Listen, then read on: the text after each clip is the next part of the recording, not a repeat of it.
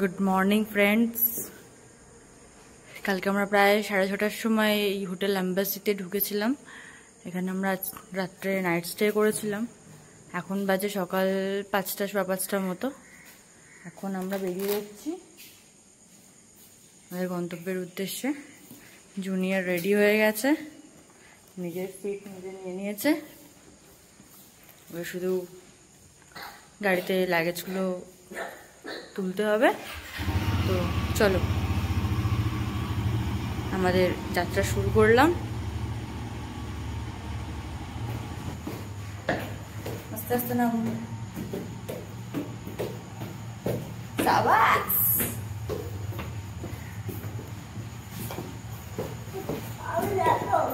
হ্যাঁ, তোমাকেই তো দেখছি। চলো, দেখে দেখে নামতে। চলো, আসো আসো আসো, এখানে। হোটেলের এখনো কেউ ওঠেনি। আমরাই বোধহয় ফার্স্ট এই হোটেল থেকে চেক আউট করেছি।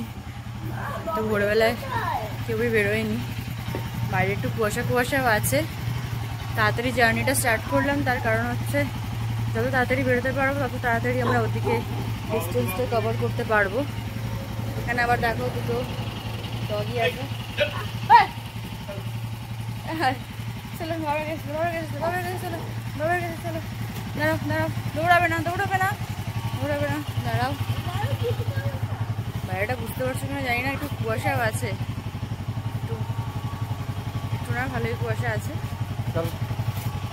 তো এইখানে চলছে আমাদের লাগেজ প্যাকিং।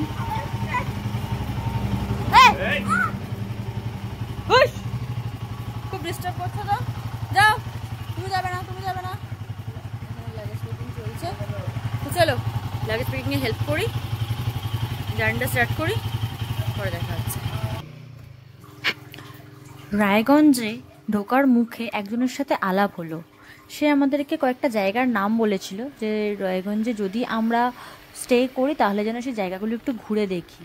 কিন্তু যেহেতু আমাদের রায়গঞ্জে থাকার বা স্টে করার কোনো প্ল্যান ছিল না, তাই সেই জায়গাগুলো আমরা দেখতে যেতে পারিনি। কিন্তু তাও জায়গাগুলো তোমাদেরকে বলে রাখি, যদি কখনো তোমরা কেউ রাইডিংয়ে যাও, রায়গঞ্জ হয়ে যাও, তাহলে এই জায়গাগুলো তোমরা একবার ঘুরে দেখতে পারো। উনি বললেন এখানে কুলিক পাখি অভয়ারণ্য রয়েছে, যেটা নাকি খুব বড় একটা বার্ড স্যাঞ্চুরি। এখানে প্রায় 200 বছর আগে থেকে এখানে পাখিদের সংরক্ষণ করা হয়। তো সেটা আমরা ঘুরে দেখতে পারিনি। এছাড়া বলল বাহিন জমিদার বাড়ি রয়েছে, ধুবলি কাটার জমিদার বাড়ি রয়েছে, আর একটা বললো জয়সাগর দিঘি, আরও অনেক কিছু দেখার জায়গা এখানে আছে উনি বললেন আমাদেরকে। কিন্তু আমাদের সেসব কিছু দেখা হয়নি। তবে রাস্তায় যেতে যেতে এই যে পাশের যে জঙ্গল মতো অঞ্চলটা রয়েছে, এটাও নাকি ওই কুলিক পাখি অভয়ারণ্যরই অংশ। এখানেও নাকি ভাগ্য ভালো থাকলে অনেক সময় পাখি দেখা যায় অনেক ধরনের। কিন্তু এত ভোরবেলায় আমরা বেরিয়েছি, তার উপর কুয়াশাও ছিল, তাই আমরা সেরকম কিছু দেখতে পাইনি। তবে অভয়ারণ্যের গেটটা আমরা দেখতে পেয়েছি, কিন্তু এত স্পিডে গাড়িটা চলছিল তো আমি ওটা আর করতে পারিনি, ভিডিওতে নিতে পারিনি। তো তোমরা বুঝতে পারছো কিনা জানি না, দু সাইডেই অনেক ঘন জঙ্গল রয়েছে, অনেক বড় বড় গাছ রয়েছে। বললেন যে এই পুরো জায়গাটাই নাকি ওই কুলিক পাখি অভয়ারণ্যেরই অংশ। তো ইচ্ছা রয়েছে পরবর্তীতে যদি কখনো আমি এখানে যাই, এই গেটটা দেখে পার করলাম, পরবর্তীতে ইচ্ছা আছে যে যদি যাই তো রায়গঞ্জে একদিন থাকার চেষ্টা করব, এই পাখি অভয়ারণ্যটা একবার ঘুরে দেখব, দেখার ইচ্ছা রইল। দেখা যাক ভবিষ্যতে কি হয়। তো চলো আমরা এগিয়ে যাই আমাদের গন্তব্যের উদ্দেশ্যে। আজকে ইচ্ছা আছে উদলগুড়ি পর্যন্ত পৌঁছানো। ডিস্টেন্সটা অনেকটাই, জানি না কভার করতে পারবো কি না। সাথে জুনিয়রও রয়েছে, সাথে একটু স্টে করে করে যেতে হচ্ছে, কারণ ওর একটু খাওয়া দাওয়ার ব্যাপার রয়েছে, ওকে একটু ইজি হতেও টাইম দিতে হচ্ছে, একটু দাঁড়াতে হচ্ছে, তাহলে ও ব্যাপারটা ইজিভাবে নিতে পারছে। কারণ ওর ওপরেও বেশি চাপ দেওয়াটা ঠিক না।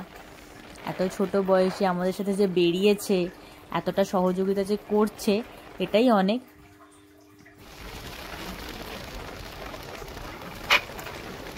চারিদিকে একদম সবুজে মোড়া একটা পরিবেশ, দুই দিকে তাকালেই শুধু সবুজ আর সবুজ দেখা যাচ্ছে। মাথার উপরে একদম রৌদ্রোজ্জ্বল একটা আকাশ ঝকঝক করছে, ফাঁকা রাস্তা। যা লাগছে না এই রাস্তাটা দিয়ে যেতে, আমার তো অসাধারণ লাগছে এই রাস্তাটা দিয়ে যেতে।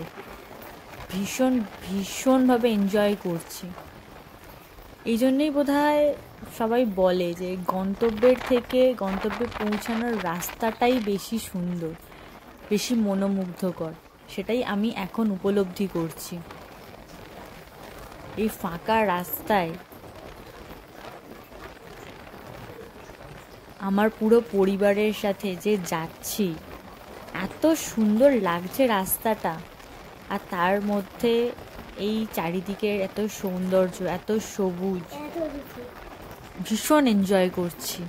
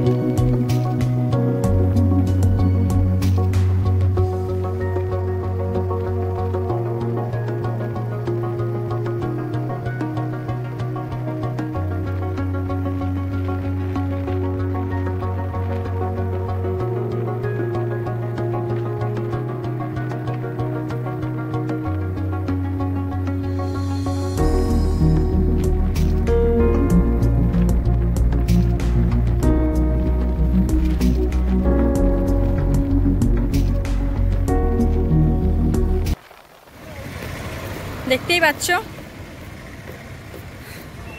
খুবই খারাপ অবস্থা মুখ চোখের। জুনিয়রেরও খুব খারাপ অবস্থা, খুব খারাপ একটা ইনসিডেন্ট ঘটেছে আমাদের সাথে।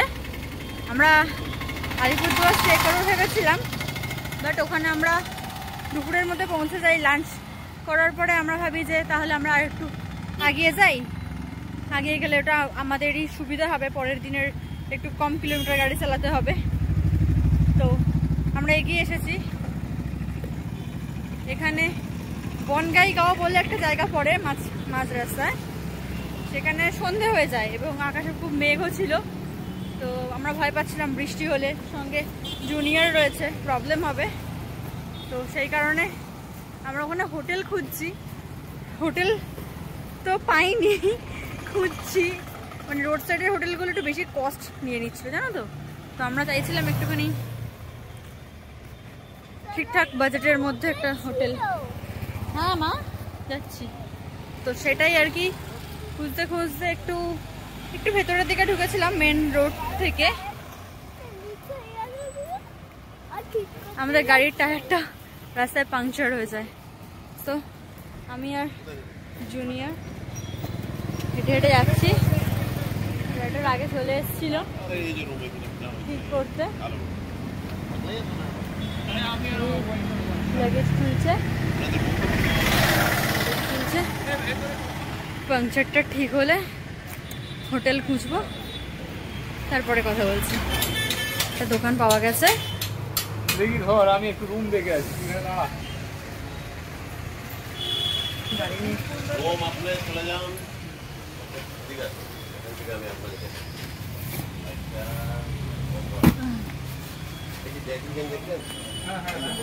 যেখানটায় আমরা গাড়ি সারাচ্ছি দোকান দাদাই বললেন যে সামনে একটা রুম পাওয়া যাবে, তো ওটাই দেখতে যাচ্ছি। এখানেই আছি। মাম, আমাদের গাড়িটা কি হয়েছে? খারাপ হয়ে গেছে। পাংচার সারাতে হবে। ছাড়ছে তো। তুমি ঠিক আছে তো? হ্যাঁ। একদম ওকে। গ্লাস খুলতে পারো, আর ধুলো নেই এখানে। গ্লাস খুলতে পারো। হ্যাঁ, ওখানে থাক, ওখানে থাক। থাক, খোলা থাক। জল খাবে? একটু জল খাবে? তুমি ঠিক আছো? ওকে ওকে। ওখানে কি জ্বলছে? ওটা কি জ্বলছে? লাইটিং। কি জ্বলছে? লাইটিং।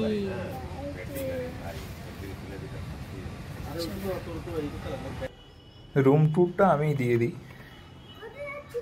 বাবু গেট খুলে দিচ্ছে তৃষাকে। পুরো রুমটার ভিউটা দেখুন, খুব ভালো লাগছে। আমি এসে হেলমেট ফেলমেট খুলে সব কিছু চেঞ্জ করলাম জাস্ট।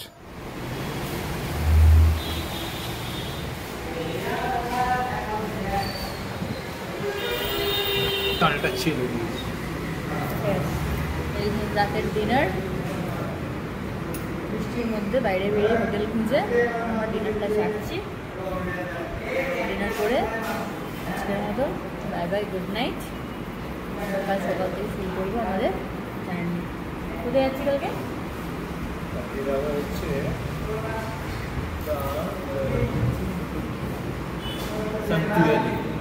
ডিরেক্ট শান্তি ভ্যালি ঢুকবি? দেখা যাক, রাইডার বলছে ডিরেক্ট শান্তি ভ্যালি টানবে। এবার বৃষ্টি ওয়েদার, বৃষ্টি হচ্ছে বাইরে, একটু একটু কদ্দূর যেতে পারি, কি হয় না হয়। নিচে নিচে